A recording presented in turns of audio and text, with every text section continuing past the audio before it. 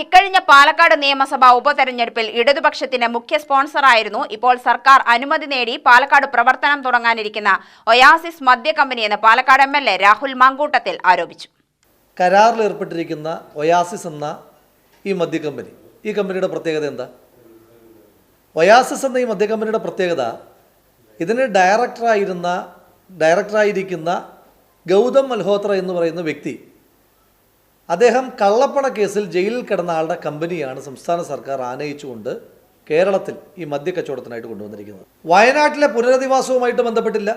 വയനാട്ടിലെ മനുഷ്യന്മാർ ആകെ കഷ്ടപ്പാട് അനുഭവിക്കുമ്പോൾ, അവരുടെ വാടക പോലും സർക്കാർ മുടക്കിക്കൊണ്ടിരിക്കുമ്പോൾ, അവരെ തെരുവിലേക്ക് ഇറക്കി വിടുമ്പോൾ, അവരുടെ പുനരധിവാസത്തിന് വേണ്ടിയിട്ട് കൂടിയ 1-ാം തീയതി കൂടിയ മന്ത്രിസഭാ യോഗത്തിൻ്റെ ഉത്തരവ് വരുന്നത് 15-ാം തീയതിയാണ്.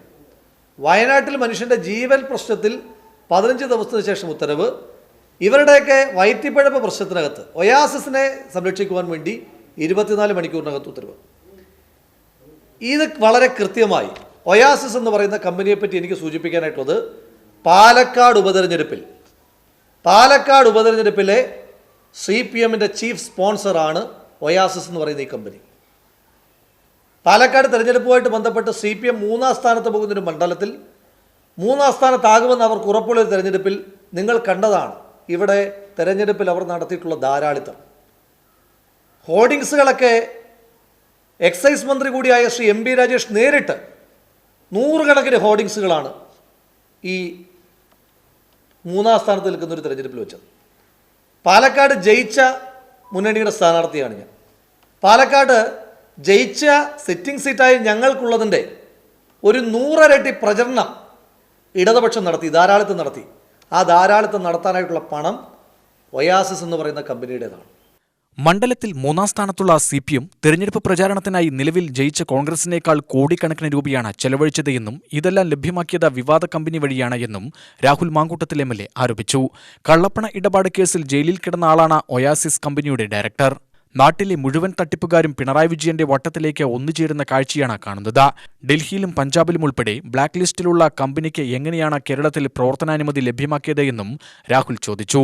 കമ്പനിക്ക് പ്രവർത്തനാനുമതി നൽകുന്നതിൽ സർക്കാർ അനാവശ്യവും വൃത്തികെട്ടതുമായ ധൃതിയാണ് കാണിക്കുന്നത്. കൃഷിയെ സഹായിക്കാനാണ് പദ്ധതിയെന്ന് പറഞ്ഞ് ന്യായീകരിക്കുന്ന സർക്കാർ കൃഷിയിടങ്ങളിൽ കർഷകർ ഫുള്ളും ഹാഫും ഒഴിക്കുകയാണോ ചെയ്യേണ്ടത് എന്നും പരിഹസിച്ചു. മദ്യക്കച്ചവടത്തിന് വേണ്ടിയിട്ട് വെള്ളം ഊറ്റാൻ വേണ്ടി കൊടുത്തിരിക്കുക. എന്നിട്ട് ഇവർ പറയുന്ന ന്യായം എന്തൊക്കെയാണ്? പാലക്കാട്ട് തന്നെ ഇത് കൊണ്ടുവരുന്നതിൻ്റെ ന്യായമായി പറഞ്ഞിരിക്കുന്നത് ഒന്ന് കൃഷിയെ സഹായിക്കുവാൻ വേണ്ടിയിട്ടാണെന്ന്. എങ്ങനെയാണ് കൃഷിയെ മദ്യ കമ്പനി സഹായിക്കുന്നത്? ഈ നെൽപ്പാടങ്ങളിൽ വെള്ളം ഒഴിക്കുന്നതിന് പകരമായിട്ട് പൈൻറ്റും ഫുള്ളും ഒക്കെ ഇനി ഒഴിച്ചാൽ മതിയോ? സർക്കാർ പറയുന്നത് എന്താ? കർഷകരെ സഹായിക്കാനാണെങ്കിൽ ഈ നാട്ടിലെ പാവപ്പെട്ട നെൽ കർഷകൻ്റെ കയ്യിൽ നിന്ന് സംഭരിച്ച നെല്ലിൻ്റെ പണം കൊടുക്കാതെ സഹായിക്കാൻ അങ്ങനെ ഒരു താല്പര്യമുണ്ടെങ്കിൽ, അപ്പോൾ അല്ലെങ്കിൽ തന്നെ ജലദൗർലഭ്യം അനുഭവപ്പെടുന്നൊരു സ്ഥലം, മലമ്പുഴയിൽ നിന്നും ഒരു തുള്ളി വെള്ളം പോലും ചൂഷണത്തിന് വേണ്ടി എടുക്കാൻ പാടില്ല എന്ന സുപ്രീം കോടതി ഉത്തരവ് കിടപ്പുണ്ട്. ആ ഉത്തരവ് കിടക്കുമ്പോഴാണ് ജലസ്രോതസ്സുകളെ ഇല്ലായ്മ ചെയ്യുവാൻ വേണ്ടി പാലക്കാടുകാരൻ കൂടിയായ ശ്രീ MB രാജേഷ്, അദ്ദേഹത്തിൻ്റെ കൂടി താല്പര്യപ്രകാരം തെരഞ്ഞെടുപ്പിൽ കോടിക്കണക്കിന് രൂപ കൊടുത്തിട്ട് കമ്പനിക്ക് വേണ്ടിയിട്ട് ഇത്തരത്തിൽ പാലക്കാടിനെയും കേരളത്തെയും വഞ്ചിക്കുന്ന ഒരു സമീപനവുമായിട്ട് മുന്നോട്ട് വന്നിരിക്കുന്നത്. മലമ്പുഴയിൽ ജലചൂഷണം പാടില്ല എന്ന സുപ്രീംകോടതി ഉത്തരവ് നിലനിൽക്കെയാണ് സർക്കാർ മദ്യ കമ്പനിക്ക് ജലം ഊറ്റാനുള്ള സൗകര്യമൊരുക്കുന്നത്. ഉപതെരഞ്ഞെടുപ്പിന് പണം വാങ്ങിയിട്ടുണ്ടെങ്കിൽ അതിന്റെ നന്ദി കാണിക്കുന്നത് വേറെ വഴിക്കാവണം.